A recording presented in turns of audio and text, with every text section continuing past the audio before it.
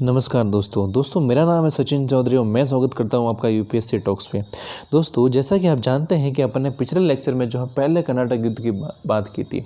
दोस्तों पहला कर्नाटक युद्ध का जो कारण था वो ऑस्ट्रिया का उत्तराधिकार था, यानी कि उसकी पृष्ठभूमि जो है भारत में तैयार नहीं थी। उसका कारण जो है यूरोप में जो ऑस्ट्रिया का उत्तराधिकार था वो था।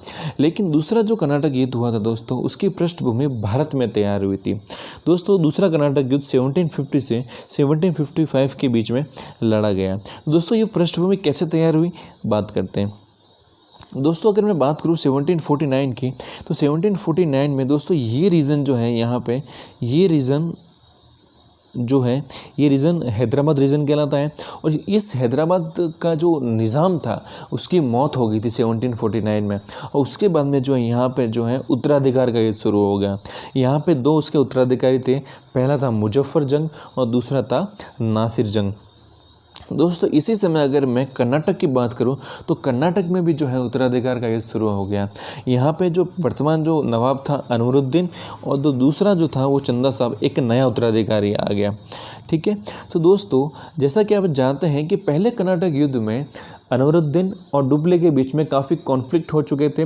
इसलिए इस युद्ध में जो है दूसरे कर्नाटक युद्ध में फ्रांसीसियों ने अनवरुद्दीन का साथ तो बिल्कुल भी नहीं दिया। ठीक है, तो फ्रांसीसियों ने किसका साथ दिया? फ्रांसीसियों ने चंदा साहब का साथ दिया। और फिर जब अनवरुद्दीन अकेला रह गया तो अंग्रेज़ों ने फिर इसका साथ दिया। अगर दूसरे सीन की बात करूं मैं, तो हैदराबाद की दोस्तों अगर बात करूं तो वहाँ पे मुजफ्फर जंग का जो साथ दिया वो फ्रांसीसियों ने दिया और नासिर जंग का साथ दिया वो ब्रिटिशियों ने दिया।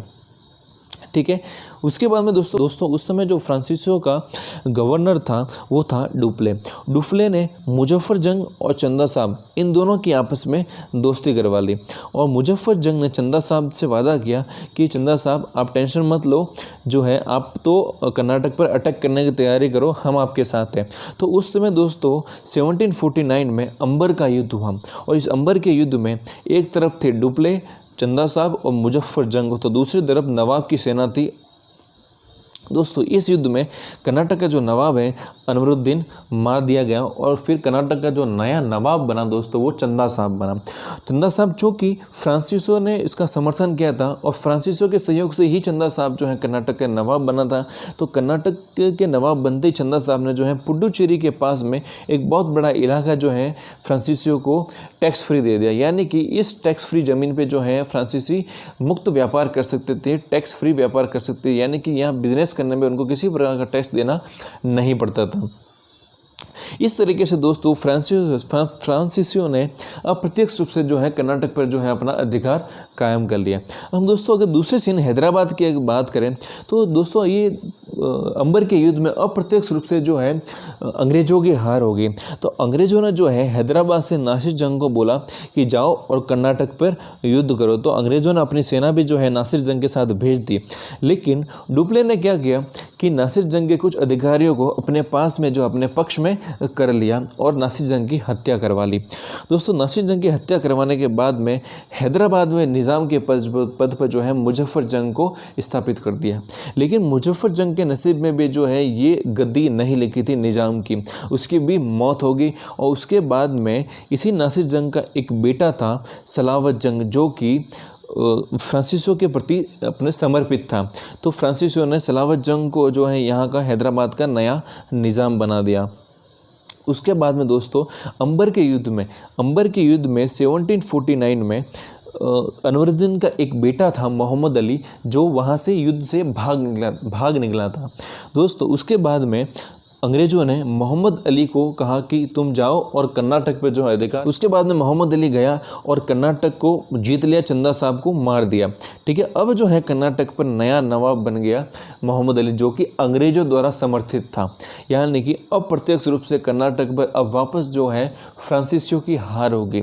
इस हार से जो है डुप्ले बहुत ही परेशान हो चुका था और वापस जो है बदला लेने की कोशिश कर रहा था। लेकिन दोस्तों फ्रांस की सरकार इस डुप्ले से तंग आ चुकी थी कि तुम बार बार युद्ध क्या कर रहे हो। ठीक है, तब जो है फ्रांसीसी सरकार ने डुप्ले को वापस फ्रांस बुला दिया और उसके बदले में फ्रांसीसी नया गवर्नर गोडेयू को भेजा। ये गोडेयू जो है बहुत ही ये गुडयू बहुत ही उदार दिल का आदमी था, ठीक है, बहुत ही लाइट हार्टेड था और ये कॉम्प्रोमाइज़ में विश्वास करता था। और गुडयू ने फिर अंग्रेज़ों से और कॉम्प्रोमाइज़ कर दिया और फिर पांडिचेरी की दोस्तों 1755 में संधि हुई, जो इसमें कहा गया कि ब्रिटिश और फ्रांसीसी दोनों ही कंपनियां जो हैं यहाँ की जो लोकल सिचुएशन बन रही है, पॉलिटिकल जो सिचुएशन बन रही है उसमें पार्टिसिपेट नहीं करेगी, ठीक है, और एक दूसरे के जो जीते हुए प्रदेश हुए वो एक दूसरे को वापस लौटा दिए जाएंगे। तो दोस्तों ये दूसरा कर्नाटक युद्ध जो है इस पांडिचेरी की संधि के साथ में ख़त्म हो गया। दोस्तों अपने एग्जाम पॉइंट ऑफ व्यू से अपन को याद रखना है कि पांडिचेरी संधि कब हुई थी और इसके क्या रिजल्ट निकले। दोस्तों मैं बहुत जल्दी जो है तीसरा कर्नाटक युद्ध का वीडियो लेकर आपके सामने उपस्थित रहूँगा। बहुत बहुत धन्यवाद। Thank you so much.